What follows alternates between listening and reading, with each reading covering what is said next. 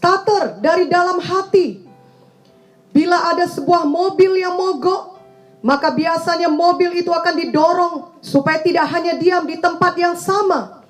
Namun apabila setelah didorong, tidak ada yang menstarter mobil itu dari dalam, maka walau mobil itu maju beberapa meter sebagai hasil dari didorong, mobil itu pasti akan berhenti kembali. Mobil itu perlu di starter, sehingga setelah didorong, mesin mobil itu hidup, dan mobil itu dapat maju sejauh yang diinginkan pengendaranya. Demikian juga kita sebagai anak-anak Tuhan perlu menstarter hidup kita untuk tidak malas dari dalam hati kita. Bila hanya merupakan dorongan dari luar saja, bukan perubahan dari dalam hati, maka setelah beberapa waktu kita akan berhenti rajin dan menjadi malas kembali. Janganlah sampai terjadi demikian. Starter dari dalam hati terjadi karena ada Roh Kudus di dalam kita dan berasal dari firman Tuhan yang kita dengarkan. Yang perlu kita lakukan adalah membiarkan Roh Kudus bekerja dan kita tunduk pada Roh Kudus. Janganlah mengabaikan, bahkan menolak firman Tuhan karena kesombongan kita, melainkan terimalah dengan rendah hati firman Tuhan yang menegur dan mengajari kita. Lalu biarkanlah firman Tuhan hidup dalam hati kita dan kita praktekkan. Maka kita akan tetap rajin bagi Tuhan tiap-tiap hari. Kita tidak mau lagi bermalas-malasan ataupun menunda-nunda dan membuat alasan sehingga tidak perlu melakukan apapun. Sebaliknya dengan semangat kita maju menghadapi semua tantangan setiap hari, sehingga apapun tantangan yang dihadapi, kita dapat menghadapinya dan menjadi seorang pemenang.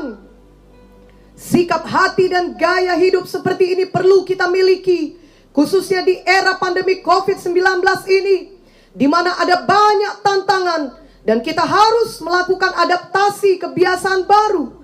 Bila kita malas, tidak mau berjuang, dan hanya menunggu saja, maka itu berarti kita tidak pernah menabur dan kita tidak akan menuai.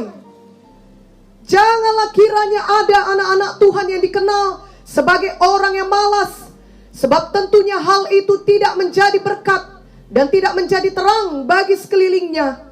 Bahkan orang-orang yang belum mengenal Tuhan pun masih dapat rajin bereaksi terhadap hal yang disenanginya.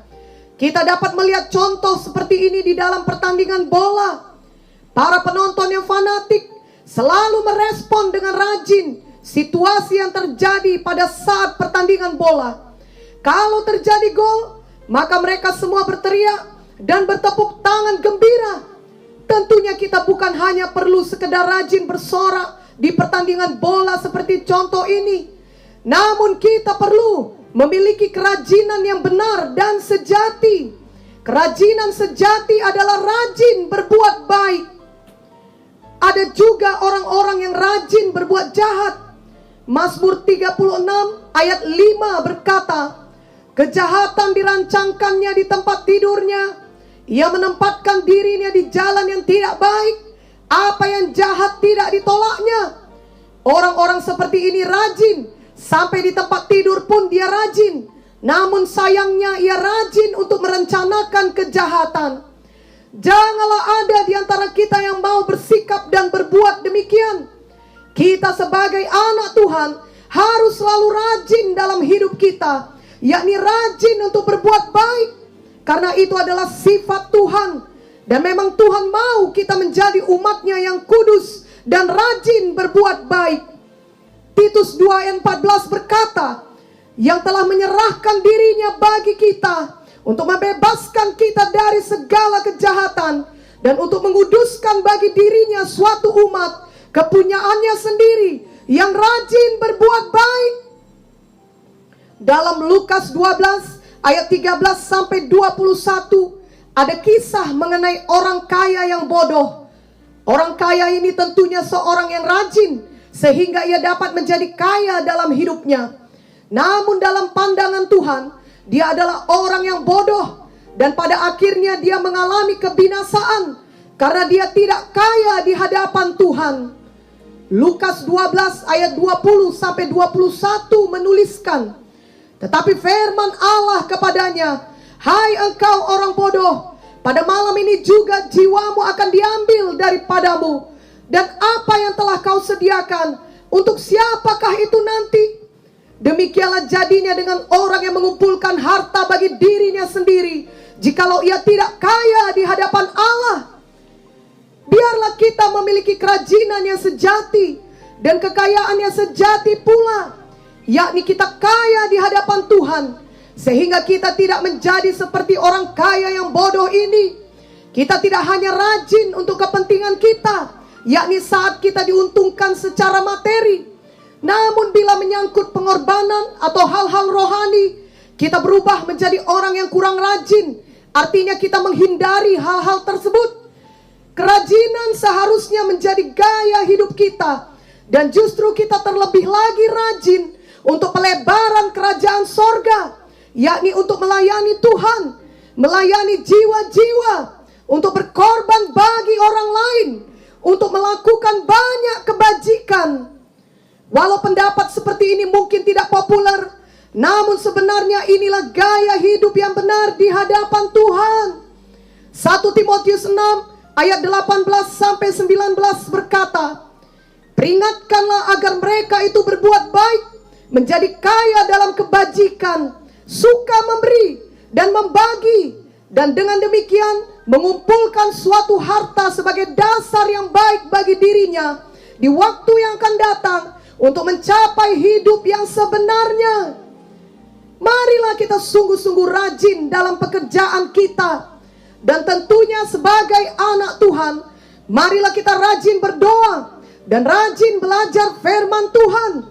Marilah kita juga rajin bersaksi kepada orang lain mengenai kasih Tuhan Yesus, karena setiap anak Tuhan adalah saksi Tuhan.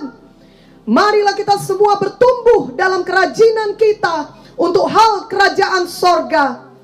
Marilah kita memiliki komitmen untuk rajin dari dalam hati kita, seperti cerita mobil yang di starter tadi, yang kemudian dapat maju sendiri dan tidak perlu terus-menerus didorong untuk maju. Janganlah kendor kerajinan kita dalam mengikut Tuhan dan melayani Tuhan sesuai dengan talenta dan panggilan kita masing-masing. Roma 12 ayat 8 dan 11 berkata, "Jika karunia untuk menasehati, baiklah kita menasehati. Siapa yang membagi-bagikan sesuatu, hendaklah ia melakukannya dengan hati yang ikhlas. Siapa yang memberi pimpinan, hendaklah ia melakukannya dengan rajin. Siapa yang menunjukkan kemurahan, hendaklah ia melakukannya dengan sukacita. Janganlah hendaknya kerajinanmu kendor, biarlah rohmu menyala-nyala dan layanilah Tuhan."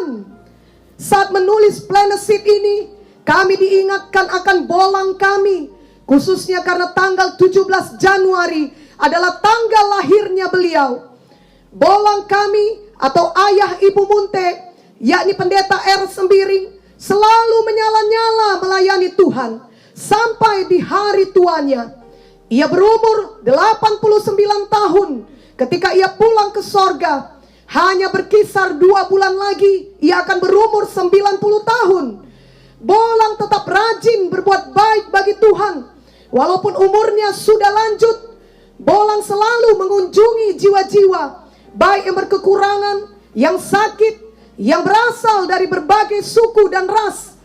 Bolang selalu rajin memberi dan berkorban. Bolang juga selalu rajin berdoa dan bersaksi.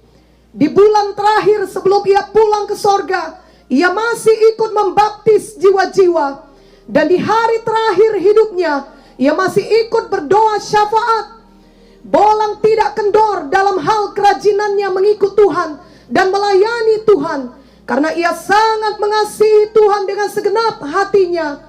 Tak kala ia mengajar di training dasar atau mengajar di Institut Alkitab Rema, kerap kali ia berkata kepada para mahasiswa atau jiwa-jiwa yang mendengarkannya untuk selalu sorong diri, juga untuk harus selalu tahan lapar, tahan terkapar, tahan terdampar, tahan ditampar untuk melayani Tuhan.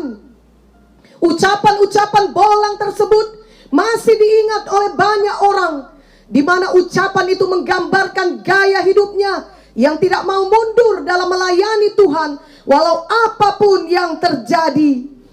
Sebenarnya tidak akan ada orang yang keberatan jika Bolang tidak berbuat banyak di hari tuanya. Orang-orang kan mengerti jika Bolang lebih banyak diam di rumah saja karena usianya sudah lanjut. Tidak akan ada orang yang berpikir bahwa Bolang adalah orang yang malas. Namun Bolang memang memiliki starter dari dalam hatinya. Firman Tuhan terus hidup di dalam hatinya, dan adalah kekuatan Roh Kudus di dalam Bolang yang memampukannya untuk selalu menyala-nyala setiap hari bagi Tuhan sampai Tuhan memanggilnya pulang ke sorga. Biarlah kita dapat meneladani hidup yang demikian seperti ayat Roma 12 ayat 11 di atas. Janganlah hendaknya kerajinanmu kendor, biarlah rohmu menyala-nyala dan layanilah Tuhan. Marilah kita membaca juga Amsal 6 ayat 6 sampai 8.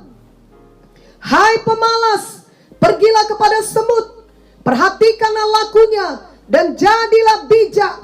Biarpun tidak ada pemimpinnya, pengaturnya, atau penguasanya, ia menyediakan rotinya di musim panas dan mengumpulkan makanannya pada waktu panen.